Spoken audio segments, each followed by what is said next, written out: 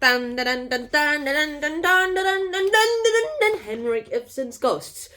Ignore the doll's house on this thing. Let's get this started with clap monstrosities. First of all, I'm going to have to say this. Today's the full book summary, and whoopee, we are so excited. Let's start off with the inn. Now, the inn itself, so it starts off, first of all, Act 1. Let's start with Regine is all like, meets her father, and she's all like, I do not want to look at you. You have a club foot. You have a disrespectful mouth. You have a swearing word mouth.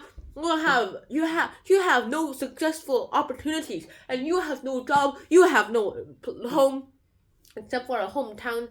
And he's like, I have 700 courage. Not bad, but that took you a year to get. That is like the average yearly salary. So you don't even have that. You don't even have an average salary. So you must have taken 2 years. I mean, she's basically roasting her father.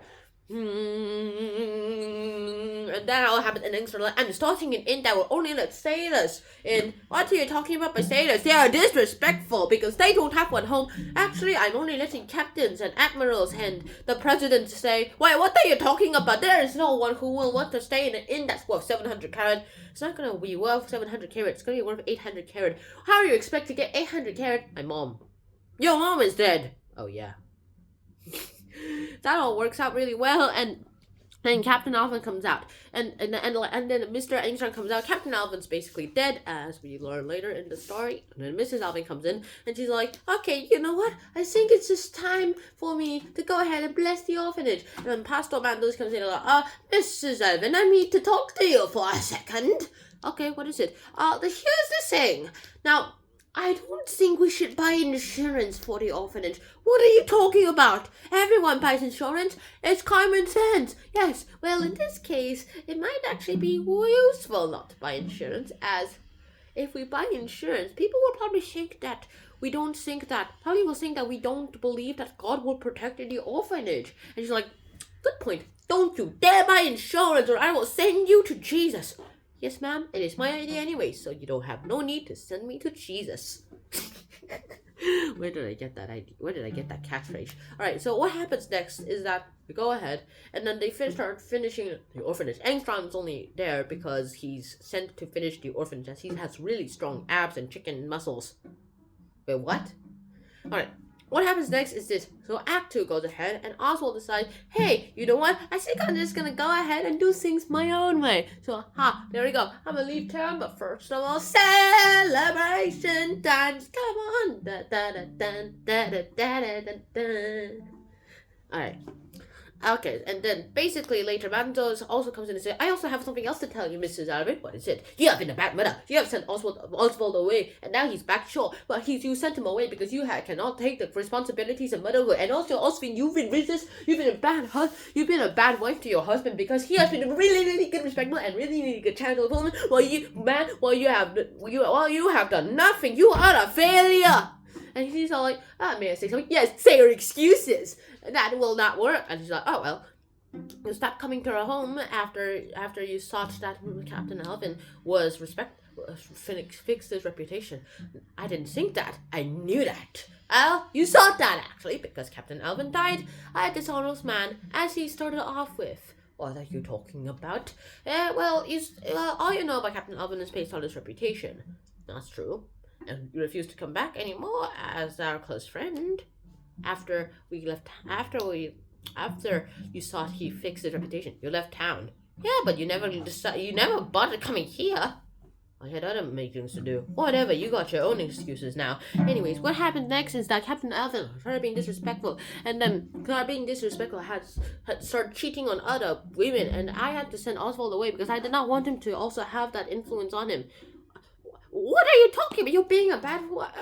really? Yeah, actually, yes, it is. And now Oswald's back, and also, one more thing.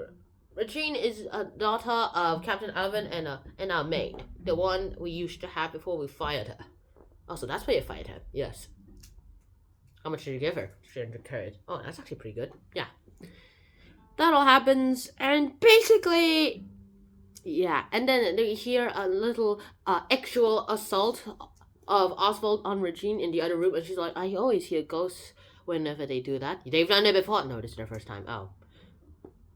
all right, let's go stop them. They go ahead, they eat some dinner, and then boom, bam, bing, bang, boom, bam, bam, bam, boom. Oswald comes ahead and he says, I have, and then the orphanage starts going on fire, and they're like, God, the orphanage is on fire! The orphanage is on fire! It's only lasted a day! That all happened, and they try to fix it, and then when they finally fixed it, the cellar's still burning, and the whole orphanage is burnt to the ground. What the heck? Why did I not buy insurance? I should not believe that God will not protect this darn orphanage. I didn't actually think God would protect it anyway. Why? It will not be blessed at all anyway. Why? Because it's just not worth it. Captain Alvin built it, and he's been sinful. Good point. Good point. And then they finally tell Regine and Oswald their true mothers and fathers. And they're like, Regine, you need to leave. Yes, I will leave right away because I do not want to stay here where I've been tricked for the whole life. I'm gonna go ahead and go to Engstrand, my father, and also become a womanly presence at his inn. Bye-bye. No story. Bye-bye. And don't you dare try to refuse that. Bye-bye. It is my life now. Bye-bye. And she walks away, and Oswald's like heartbroken a bit, and Mrs. Alvin's like, well, that was easier than expected. And next thing that happens is this. Finally, and then Engstrand comes in and he's like, Mandos, I know you did it. I did not do it. Yes, you did. I saw you snap the king. I never do that. And also, I saw you straight away. I'm not that careless. And he keeps repeating, and Amanda's like, okay, I did it. Please, don't tell anyone. Also, Mandos, I'm pretty sure Mandos never did it, to be honest. Has my voice gone deeper? Alright.